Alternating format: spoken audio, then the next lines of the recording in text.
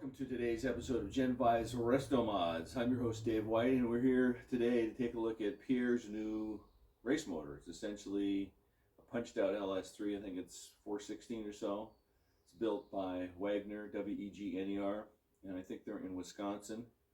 He's got it mounted in his Schwartz Brothers C10 chassis, 72, and he's got a 4L60 behind it. So let's see what it looks like.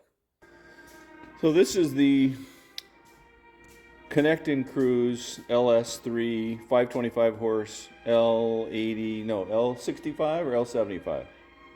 The tranny. 65 that we're taking out because it didn't have enough horsepower. and that's what we're going to replace. But he says to get the front end to lift a little bit, you've got to find a center, right? An apex of the lower bar and the upper bar right about at the driver's seat. Right. So I made these brackets here to lower. These ones here? Yeah, to lower this bar. This bar was clear up here. Right, and you want these at ride height, you want these parallel. About, yeah. About, yes. Okay. So anyway, so I made these brackets to get that going. And that I think is going to work out pretty well. Then hold on. So the bracket, it used to go up like this, right? It was up like that. Okay. Yeah, there's a big hole right there. Is the hole. Right. It used to be up here. Right. So these brackets bolt on to the old brackets and drops it. Gotcha. Okay, then. Now, before I want to say one thing about these, which is critical. Okay. Yeah. Because I've done this and I've had the problem. You want spherical rod ends here, especially up here, because one of the things that these aren't those spherical? Yes, they are. That's why I'm pointing them out. Because one of the things that these spherical rod ends have is a misalignment angle. Right okay, on. so in other words, because what happens in a 4-bar triangulated rear, it goes through all these, different various angles, gyrations. That's the word I'm looking for. And if it's not a spherical, at least one end has to be spherical. It'll bind. Yeah, I chewed up the bushings in there because when I did the ride tech, and I complained to them, and they said, "Oh, well, you need these." Of course, they didn't have them at the time, so I'm glad that it's the right way. Now, David, is this a pressure regulator plus a filter? Yes. Plus a return? Yes. So I don't need to put a special pressure regulator on for 43 pounds. That should do it right there. No, that's the standard Corvette, early Corvette. I think it's 2012 or somewhere around in there. It's the 58 psi standard LS3 filter and regulator and return. Yeah. Okay. And so you've got these. Yeah, that's what you want. Yeah. I'm going to run this line from here to the engine in a 8 AN line. It's 6 now. I'm going to run it up into 8. Okay. You going to use hardline or not? Yeah. Because see, I did it with this stuff for the 72 C10 that I did for my niece. But it stunk, you said, I think. No, it cracked because she was down in California, and it was oil and gasoline grade, and it cracked. No, I've got it taken off, David, but it goes right here. It's a hard line. Right. Okay. So let me show you this. Ooh, look at those exhausts, man. That's cool. Look at that exhaust. Who built those? The guy that worked for Preston, Mike. Wow, that's nice. I'll show you what I've done up front, but take a look at my wheel wells. But this is your super mini tub? Yeah. Super. And those Pierre. are exact the same stampings as your stock wheel tub, but it's got a 2-inch extension on it. Right. And so you just cut this back, and I took this off the original bed and moved it back so it had a lip on it. Right. So now, did you do that before that you put this engine in? Oh yeah. Yeah, this was before because I think we talked about this before. Yeah. Yeah. So Extra cool. And but these tires are wimpy, man. You need some big ass meats on here. Well, I can't buy any. I got 305s coming. Okay, that's right. And I took my rims, my son of Boyd Coddington rims, right. and I had them stretched from 10-inch to 11. Gotcha. Now the 11-inch rim will take the old Toyo tires that I had that are red line, Right. and it'll also fit the new tires that I'm getting that are 305. So I can run either tire on that. Because that's what I have in mind. I have 11-inch rim with 305. Oh yeah, that's Oh, by the nice. way, yeah, Oh, that's yeah. That, nice. you can go bigger. You know, a lot of guys want to go 345 and stuff. But, I can't. I'll hit the exhaust. right, exactly. I'm done. Yeah, because I remember that from junior high school. I remember. So this is cool the way that you turn the MagnaFlow, and you've got. Yeah, I did that. Yeah, what are these? These are those. What do you call these things? Those are not the real expensive ones, but these are like $30 a piece or something. But yeah, those are. That's nice because you can take the exhaust off. oh, everything is. Yeah. The tank.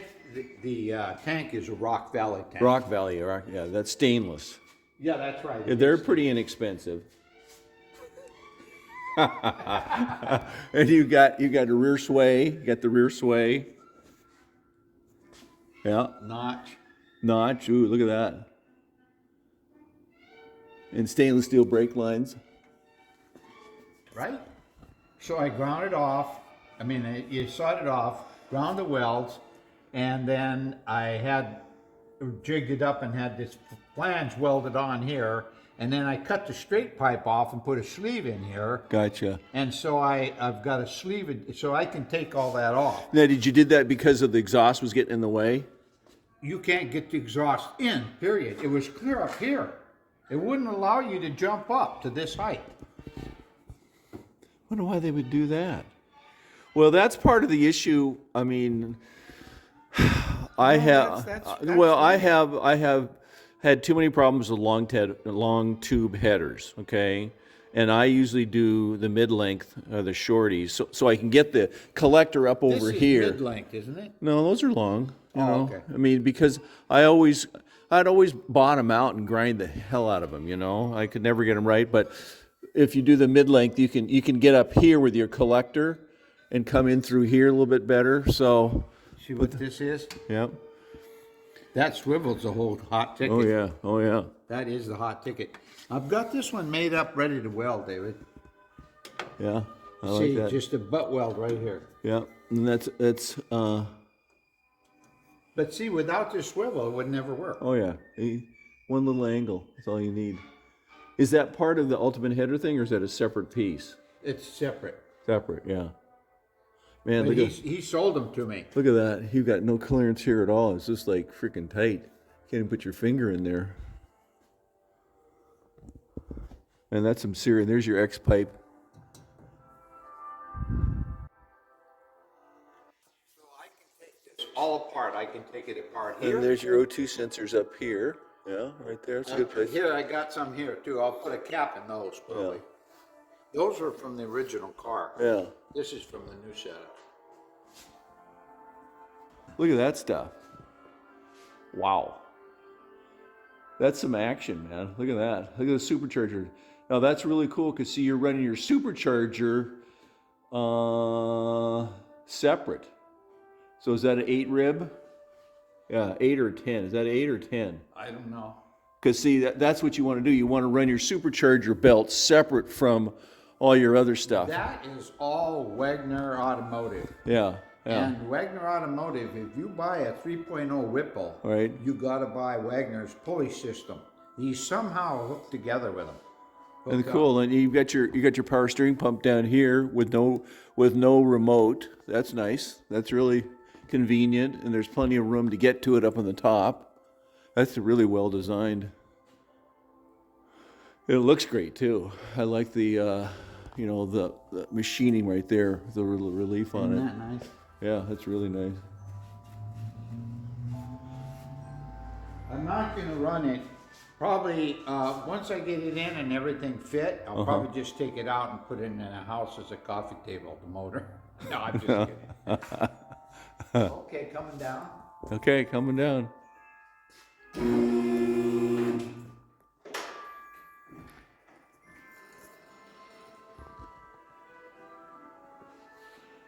That's cool. You can really get an idea. Yeah, those are the ultimate headers. And then you can see how these shocks, how much bigger these shocks are. Look how long those shocks are. those look like 16-inch shocks. Because that gives you that super supple ride. Those first couple inches of travel with this long body coilover makes the ride quality really nice. Thanks. I'm just pointing these things out. Tell me when I can talk without incriminating myself. There's front steer and there's rear steer, okay? And a lot of aftermarket stuff is rear steer, and it gives you a severe angle, you know, from your rack and pinion. And with the front steer here, which is the way they're, you know, with a new frame, that's the way they design it. So you have a much easier way to work up your linkage. I see you had to put one more ball in here over here. Mm-hmm. Yeah. I'll let it down. Well, I tell you something, I'm so excited.